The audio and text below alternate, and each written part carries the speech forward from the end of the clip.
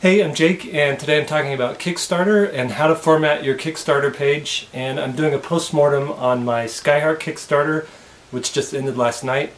And I think that's it.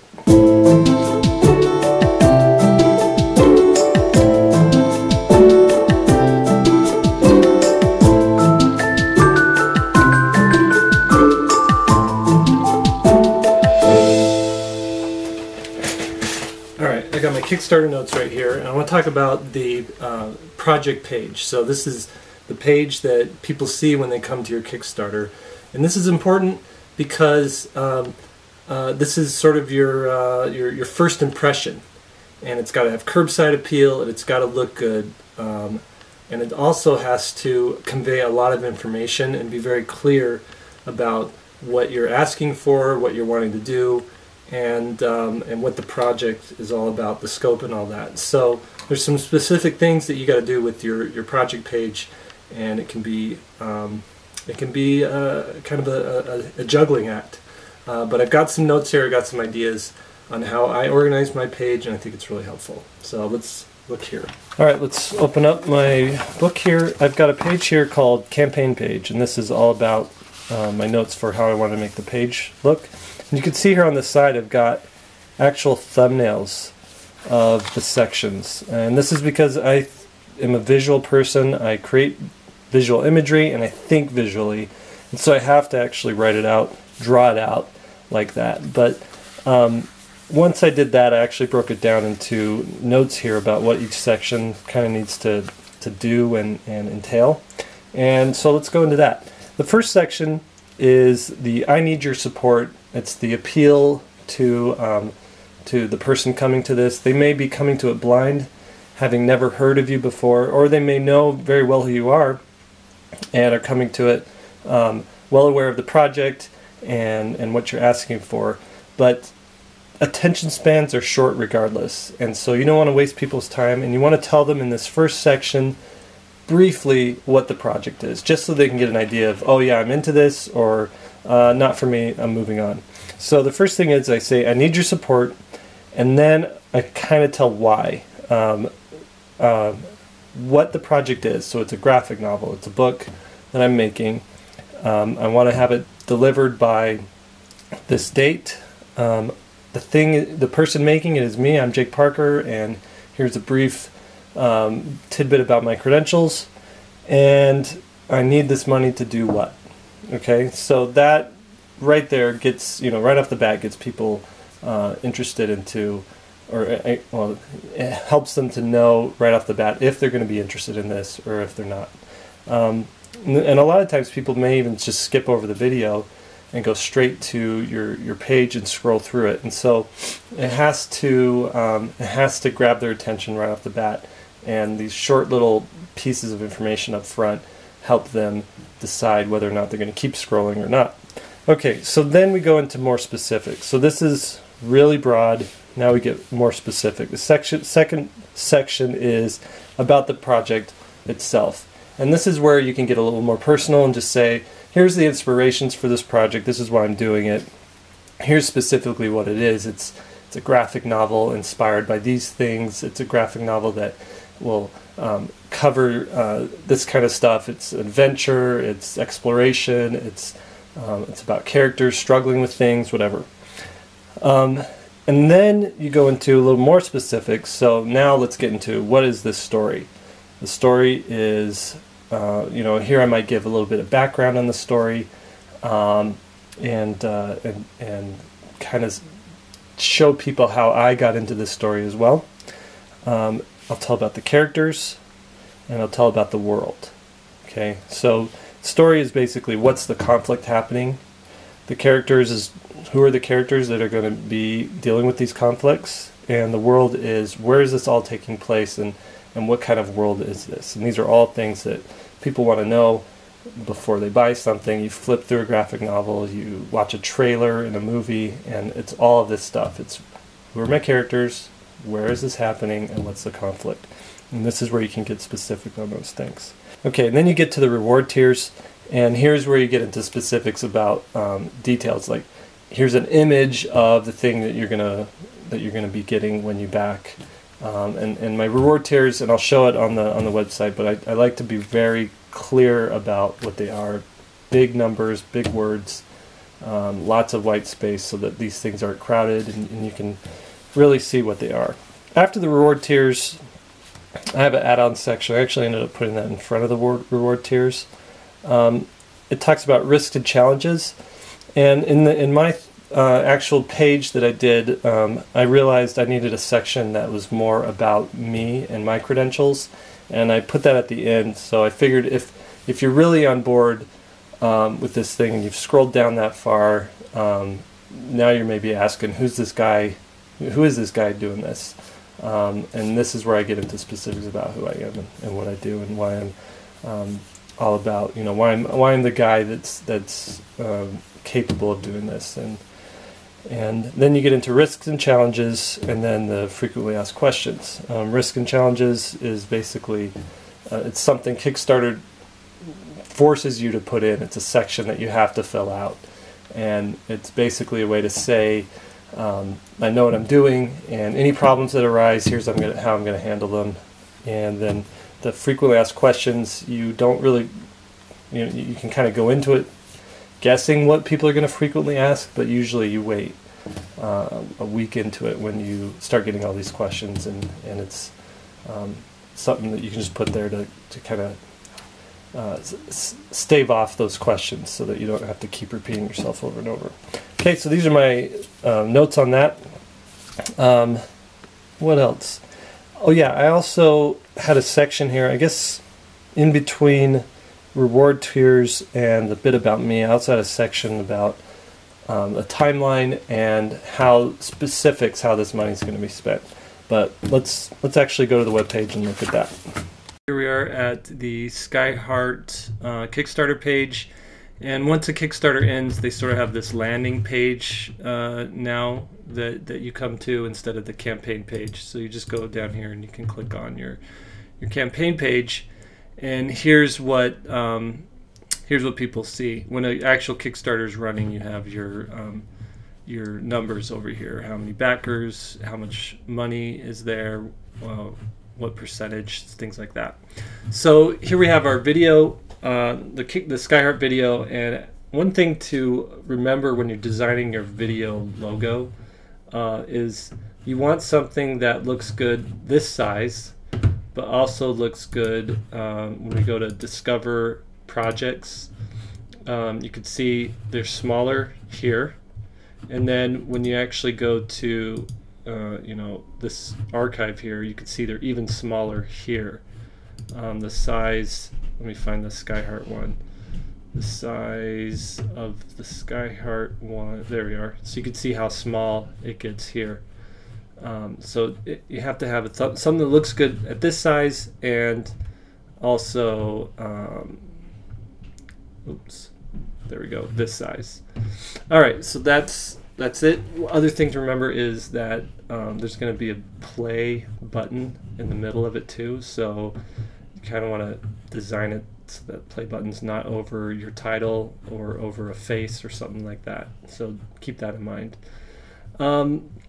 Okay, now that the project's over, you want to have a link that takes you to where people can still follow the project. So and maybe order a book through PayPal or something like that. And so I added that in the last few minutes of the campaign, just so when people come here, they know where to go. All right, first things first on this, I have an image of the book. So immediately you scroll down, you see here's this book. This is what the Kickstarter is all about. No confusion. You might go to other pages and scroll down and be like, okay, what am I actually backing? Like, is this a digital thing? Is it a print thing? Seeing a picture of a physical book tells people immediately, oh, this is a Kickstarter for a book.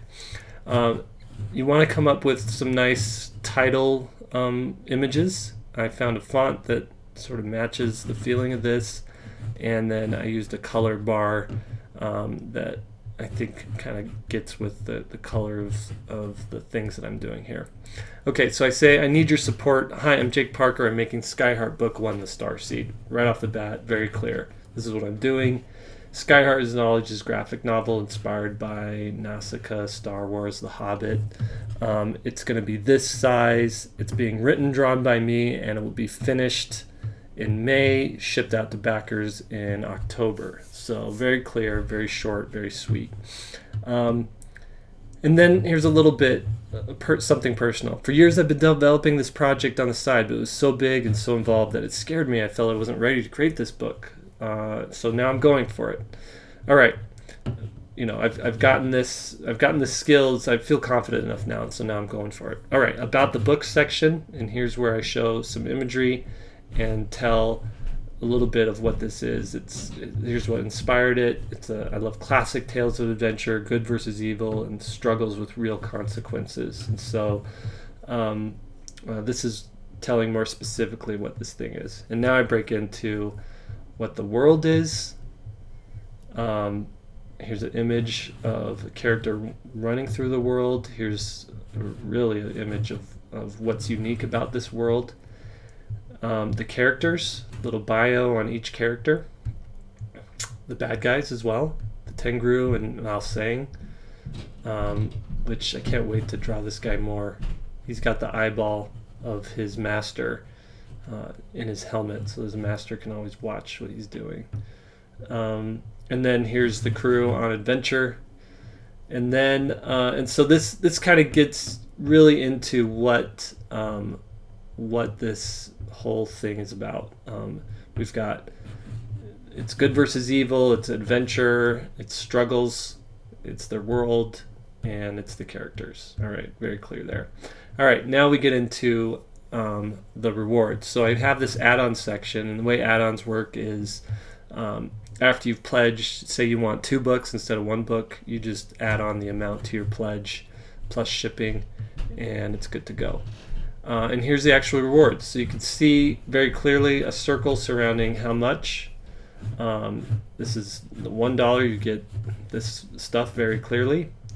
And then moving on, not to, you know, I could have added this to each one because everyone gets them, but moving on, I keep it clear and I show my book. I show that it's signed. I have a signature pointing to it. Here's the hardcover level. It's signed. It's also numbered, so I have an image of the number there. I actually joked with someone that someone was saying, "Oh, am I the first or the second backer?" And I was like, "You're actually the second, but I think I'm just going to write 001 on all the books so everybody thinks they got the first one." He laughed. I'm not really doing that. I'm going to number them in order of, I think, who backed or something like that. Anyways, now we have the print levels, and 1 print, 2 print, 3 prints. And then what's interesting is I have softcover version and hardcover version, so I had to do 2 levels. So here's the soft covers with prints, and here's the hardcovers with prints. You can see 60, 75, 85. It actually gets cheaper the more prints that you order. The prints become cheaper per print. Then we get into the tiers where it's the original art. So I show the book, I show the prints, I show the art. Very clear. Show the art, very clear. Again, and you'll notice because the art is getting bigger, so this is 5" by 8.5". This is 11 by 8.5, and this is 11 by 17. The art's getting bigger to reflect that. I don't have everything being the same size. I wanted to be very clear that when you're backing at this level, you're getting a much bigger piece of artwork than when you back at the lower level. And then here's the original cover drawing. All right, now I have a section on expenses, and here's where I break it down. It helps to have like a pie chart. People like to see those. It's very visual, and you can see, oh, big chunk of this is going to the production of the book. So I'm paying for my time on it, my colorist's time, paying for an editor, all that kind of stuff. Then we go into the other things. Shipping's another huge section, 21%. Printing it, 15%. 9% is all different kinds of Kickstarter fees, backer kit fees, stuff like that. And then I talk about it here specifically. Shipping, I'm also very clear about this. I'm charging a little bit more than I normally charge for shipping, and that's because I'm using priority mail instead of media mail, and that's to just ensure everything gets to people safely and soundly. So, all right, timeline section. very clear. In November, I'm running the Kickstarter. December, finishing the manuscript, drawing and coloring through the next 6 months after that. This is all very clear, and there's no question as to when and how this is going to take place. And now we get to About Me. I've worked on a bunch of different animated films, so I'm showing the logos of those because we're visual people, and we're instantly, you see a logo, there's an emotional response to it instead of just having it typed out. So show the logos, show pictures of all the books I've worked on. I did Inktober, so I'm talking, I show a logo of Inktober. School of Visual Storytelling is a school that I teach at, and I want to share that. And then my own logo here and where to follow me. And then finally, Risk and Challenges. This is basically, I just said this is my third Kickstarter. I know that there's unforeseeable stuff that happens, and I know about how to deal with delays. I'm totally set up for this, so don't be afraid. And then here's the frequently asked questions. So I put those there, and you can click on these and I'll give you the answer. And this is the layout of my page. I think it's pretty clear, and it's a lot of information to give people, and so you really have to think about short attention spans and what visually captures people's attention, and work with that. So that's how you build a page. All right, now I want to talk about what I learned from this Kickstarter. So let's go back to my desk. Let me fix the camera. Okay, what I've learned on this Kickstarter is a couple of things. First, I've noticed from past Kickstarters that Kickstarter's changed in the last few years, and also social media's changed in the last few years. And here's what I mean about that. First, the ways Kickstarter has changed. I've noticed less people are, it feels like less people are actually surfing Kickstarter. My first Kickstarter for Antler Boy, it seemed like, and I remember doing this myself, is you just went on Kickstarter and you're like, oh, what can I look at? What can I, support? What can I back? What's really cool out there? And I feel like there's less people doing that these days. I don't do it myself, and there's just less chatter about, look at this thing I found on Kickstarter.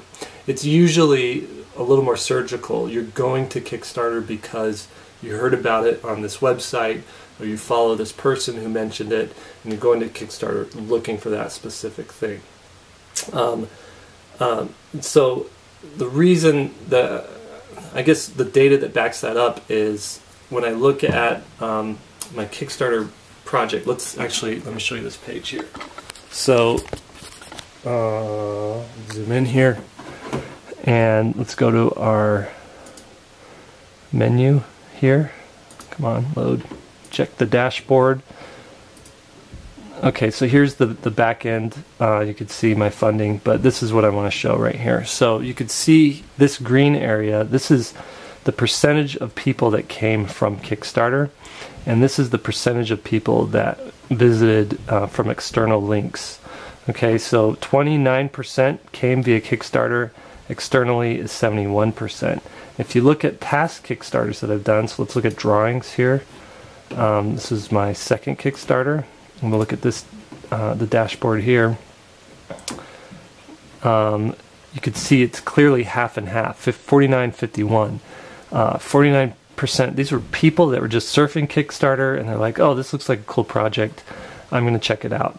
And then you look at, and so this was in 2013, so 2 years ago. Let's go to Antler Boy, my first one, and look at the dashboard here. Loading. Okay, so you see here, all this green, this is all people surfing Kickstarter, seeing a project, and checking it out. 68% versus 32%. So it's completely flipped from 2012 to 2015, at least as far as my projects are concerned. It may be across the board for Kickstarter, it may be just me, but but that's interesting data to kind of look at and review. So let's go back over here, zoom out a little bit. I'm not looking at my nose. Okay, so what that means is you can count on basically less funding from Kickstarter. You really have to up your online game and driving people to your Kickstarter, because you can't really count on Kickstarter blowing up and being this huge traffic source. It has to come from your own efforts or other people talking about your stuff. So that's one thing I've learned. I thought Kickstarter was still in like the 50-50, or 50% would be Kickstarter, 50% would be people that I brought to it.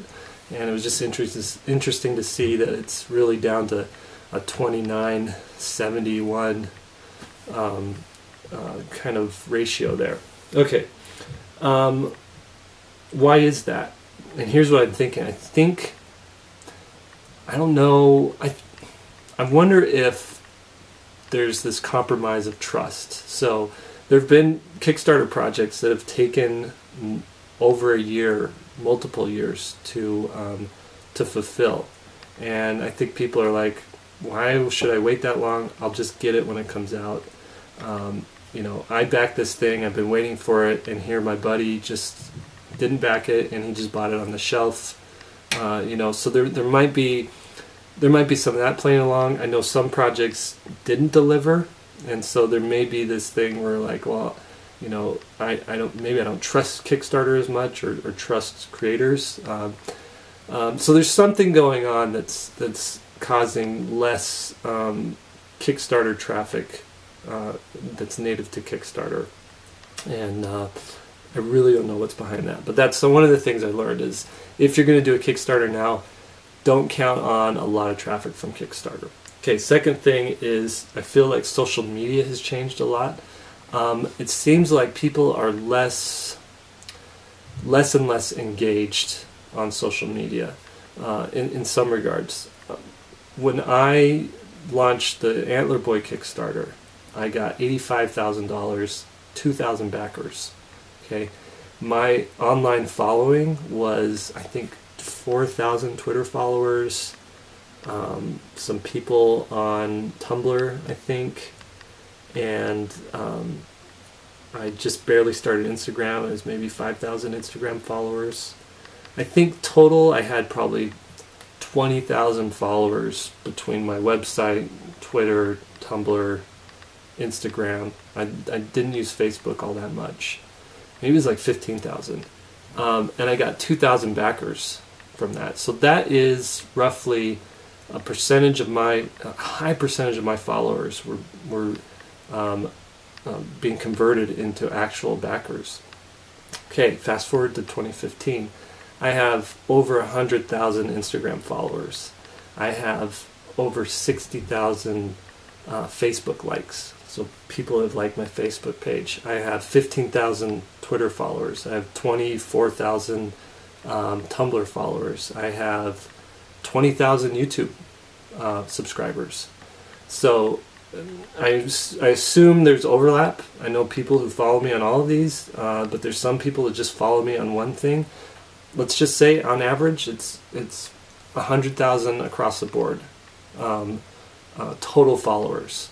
And we'll say that, you know, some of these people follow me on all platforms. But let's say 100,000. 2,000 people backed Skyheart. So out of those 100,000, only 2% were converted into actual backers. So that's something to think about as you are planning your Kickstarter. Is look at the amount of followers you have, and you know, it could be anywhere from 1 to 5% of those people are actually going to support your project.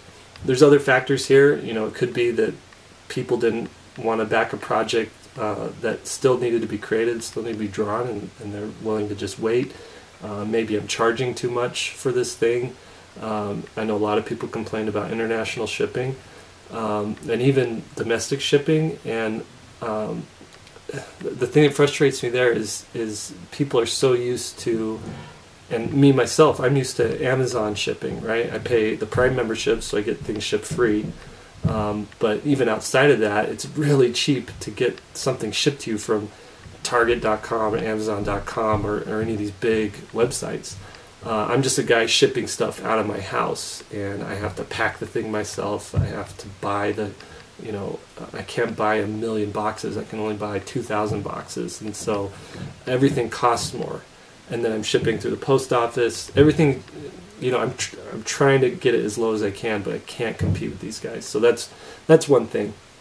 Anyways, the point here is, just because you have a ton of followers, what matters more is how many followers do you have that are 100% engaged. And so I look at these 100,000 Instagram followers, and they are like, there's some people that are like, I've been talking about Skyheart for all of October, all of November, every post practically. Skyheart this, here's my Kickstarter. And I still get comments like, what exactly is this? Is this a book?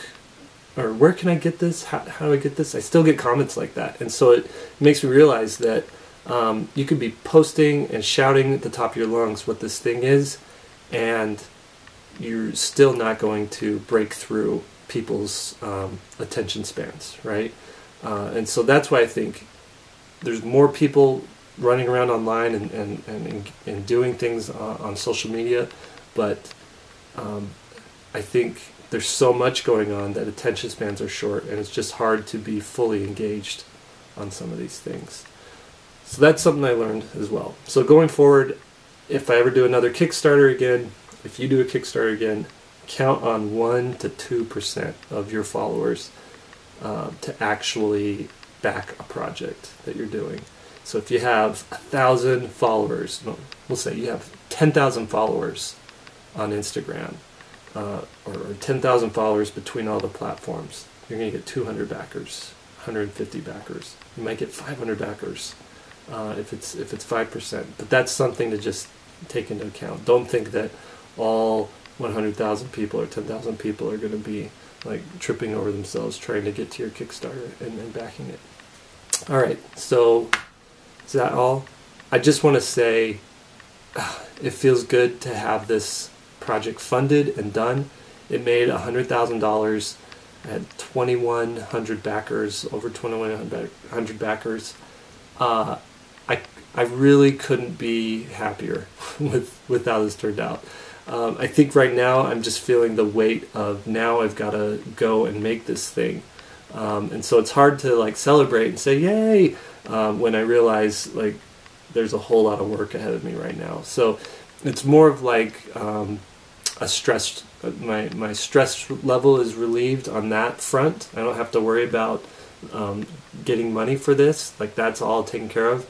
But now my attention's shifted to getting this project made and working on it, figuring out my schedule and how to juggle that with the couple of other things that I've committed to as well. So that's what I'm moving on to. That's where my headspace is at now. I just want to say thanks to everyone who went through and watched all these Kickstarter videos. This is a series on how to launch a Kickstarter. There really should be a series on how to run a Kickstarter, how to run your campaign, and there should be a series on how to fulfill your Kickstarter. I don't know if I'm going to be the guy to do that. I'm going to pass the torch on to someone else to make those videos. Maybe I'll do it someday, but right now I'm focused on making Skyheart and doing that thing. And I think that's it. That's all I want to talk about. Thank you, everybody. Thank you, people who supported Skyheart. I love you guys. You guys are my heroes.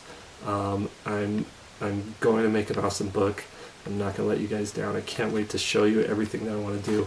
I have here my Skyheart story notes, and I just went through and nailed down my outline. Now it's going in and writing down these specifics and getting this manuscript figured out. So excited to start working on that next week. All right, that's it. Jake out.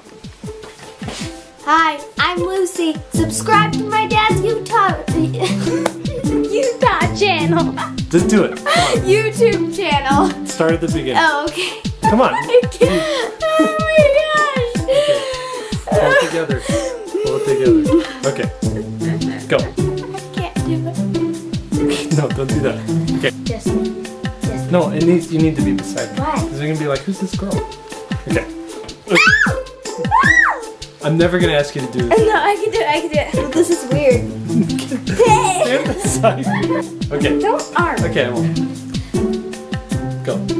Hi, I'm Lucy. Press the button. It's been recording this whole time. What? Okay. Why are you slumped? Get not slumped. Okay, here we go. Hi, I'm Lucy. Subscribe to my dad's YouTube channel. He's pretty awesome. Just saying. Listen to her. Yeah.